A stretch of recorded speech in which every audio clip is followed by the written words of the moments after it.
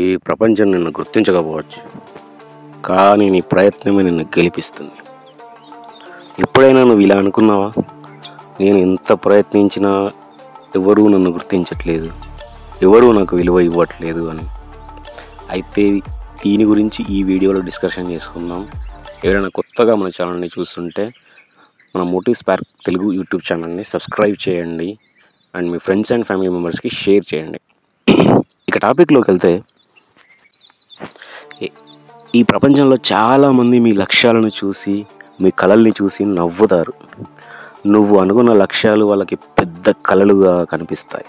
ఎందుకంటే వాళ్ళు లైఫ్లో ఎలాంటి లక్ష్యాలను సాధించలేదు కాబట్టి, ఎలాంటి కళల్ని నిజం చేసుకోలేదు కాబట్టి. అరే మాకే సాధ్యం కాలేదు, వీనికి ఎలా సాధ్యమవుతుంది అనుకుంటారు అనేది వాళ్ళ వాదన. వాళ్ళు అడుగుతారు, నువ్వు ఎందుకు సాధించాలనుకుంటున్నావు అసలు అని, నీలో ఏముంది అని.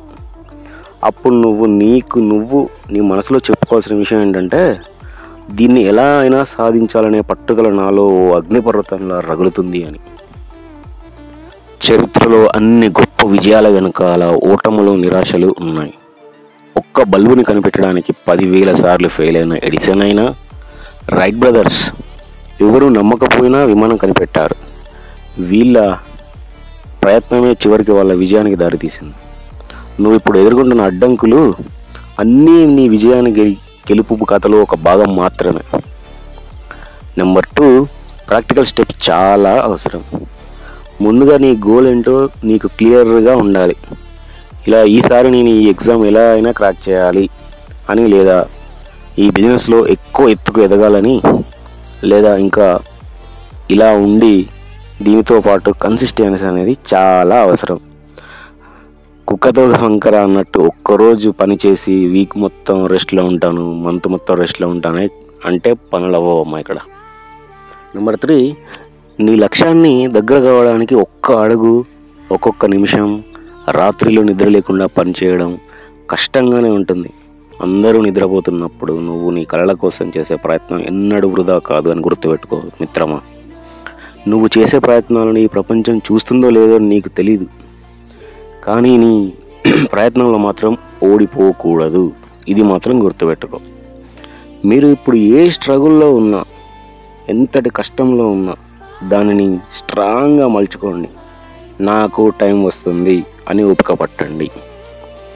నీ లైఫ్లో కాంతిని చూడాలంటే చీకటిని ఓడించాలి. ఈ ప్రపంచం నిన్ను గుర్తించకపోయినా పర్వాలేదు, నీ విజయాన్ని మాత్రం గుర్తించక తప్పదు. అందుకే మీరు లైఫ్లో సక్సెస్ అవ్వండి. ఆటోమేటిక్గా ఈ ప్రపంచం నిన్ను గుర్తిస్తుంది.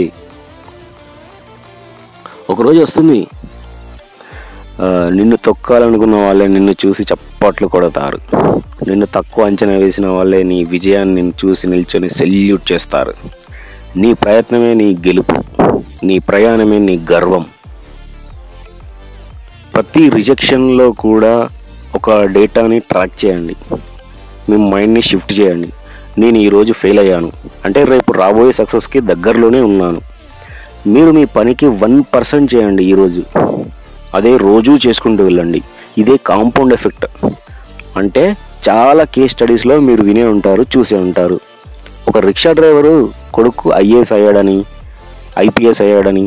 సో అలాంటప్పుడు మీరెందుకు కాకూడదు అని ఆలోచించండి. నువ్వు కూడా ఇలా అనుకుంటున్నావా?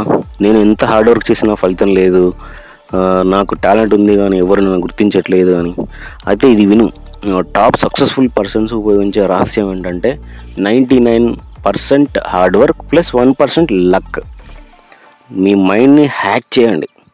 నేను ఫెయిల్ అయ్యానని కాదు, నేను సక్సెస్కు దగ్గరలో ఉన్నానని చెప్పుకోండి మీ మైండ్కి.